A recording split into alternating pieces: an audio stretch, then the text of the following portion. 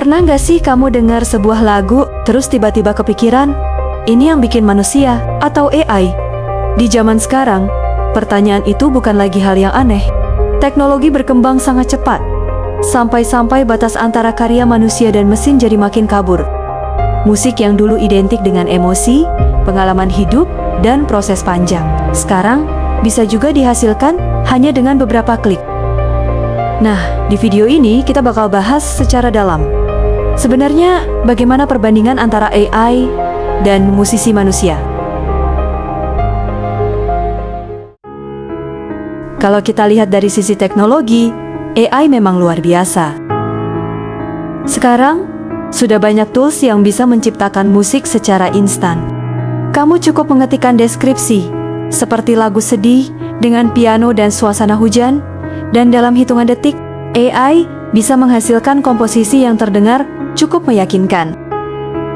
Ini jelas jadi keunggulan besar, terutama dari segi kecepatan dan kemudahan. Bahkan orang yang sama sekali belum pernah belajar musik pun bisa ikut berkarya. Bandingkan dengan musisi manusia. Untuk bisa sampai di titik menciptakan lagu yang enak didengar, mereka harus melewati proses yang panjang, mulai dari belajar dasar-dasar musik, memahami chord, melatih teknik, sampai menemukan gaya mereka sendiri. Nggak jarang juga mereka harus mengalami kegagalan berkali-kali sebelum akhirnya bisa menghasilkan karya yang benar-benar matang. Semua itu butuh waktu, tenaga, dan dedikasi yang nggak sedikit. Tapi justru disitulah letak nilai lebih dari musisi manusia. Musik yang mereka ciptakan bukan sekadar susunan nada yang enak didengar, tapi juga membawa cerita dan emosi yang nyata.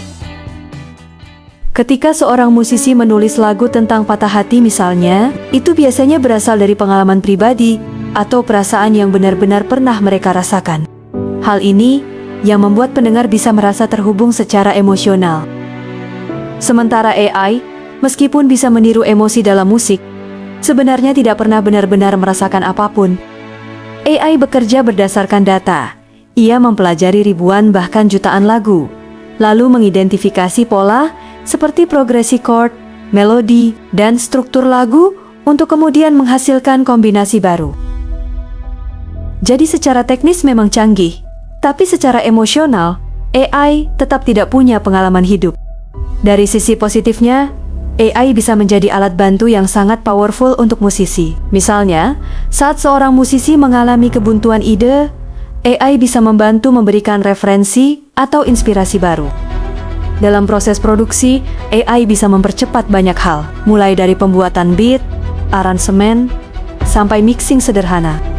Ini tentu sangat membantu, terutama bagi musisi independen yang bekerja sendiri. Selain itu, AI juga membuka pintu bagi lebih banyak orang untuk masuk ke dunia musik. Dulu, mungkin hanya orang-orang tertentu yang punya akses ke alat musik atau pendidikan musik yang bisa berkarya. Tapi sekarang, dengan bantuan AI, siapapun bisa mencoba membuat lagu. Ini membuat dunia musik jadi lebih inklusif dan beragam, karena semakin banyak suara baru yang muncul. Namun, di balik semua kemudahan itu, ada juga sisi negatif yang perlu kita perhatikan. Salah satunya adalah soal originalitas. Karena AI belajar dari data yang sudah ada kemungkinan hasil musiknya terasa mirip satu sama lain. Jika terlalu banyak orang menggunakan AI dengan cara yang sama, bukan tidak mungkin musik yang dihasilkan akan kehilangan keunikan. Masalah lain yang cukup serius adalah soal hak cipta. AI dilatih menggunakan hasil karya yang dibuat oleh musisi manusia. Tapi, seringkali para musisi tersebut tidak mendapatkan kompensasi atau bahkan tidak tahu bahwa karya mereka digunakan sebagai data pelatihan. Ini menimbulkan pertanyaan etis. Apakah penggunaan tersebut bisa dianggap adil? Dari sisi industri musik, kehadiran AI juga bisa menjadi ancaman. Perusahaan atau label mungkin akan tergoda untuk menggunakan AI karena lebih cepat dan lebih murah dibandingkan harus bekerja dengan manusia. Jika ini terjadi secara besar-besaran, maka bukan tidak mungkin peluang kerja bagi musisi, produser, atau sound engineer akan berkurang. Tapi kalau kita melihat ke belakang, Sebenarnya hal seperti ini bukan pertama kali terjadi. Setiap kali ada teknologi baru, selalu ada kekhawatiran bahwa peran manusia akan tergantikan. Dulu, saat komputer mulai digunakan dalam produksi musik, banyak yang meragukan. Tapi kenyataannya, teknologi tersebut justru membantu dan menjadi bagian penting dalam industri musik modern. Karena itu, mungkin cara pandang kita juga perlu berubah. Bukan melihat AI sebagai saingan, tapi sebagai alat. Seperti halnya gitar, piano, atau software produksi musik, AI bisa digunakan untuk memperkaya kreativitas, bukan menggantikannya sepenuhnya. Tetap saja, yang mengarahkan dan memberi makna adalah manusia. Pada akhirnya, musik bukan hanya soal teknis atau seberapa cepat sebuah lagu bisa dibuat. Musik adalah tentang koneksi bagaimana sebuah karya bisa menyentuh perasaan seseorang, mengingatkan pada kenangan tertentu, atau bahkan memberi semangat di saat sulit. Dan hal-hal seperti ini masih sangat erat kaitannya dengan pengalaman manusia. AI mungkin bisa membuat musik yang terdengar sempurna secara teknis, tapi kesempurnaan itu belum tentu terasa hidup.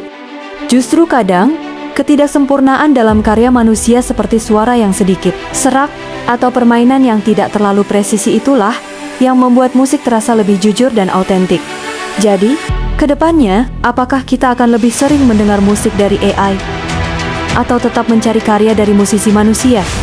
Atau mungkin, kita akan hidup di era di mana keduanya saling melengkapi. Sampai akhirnya, kita sendiri tidak lagi bisa membedakan mana yang dibuat oleh mesin dan mana yang lahir dari hati manusia.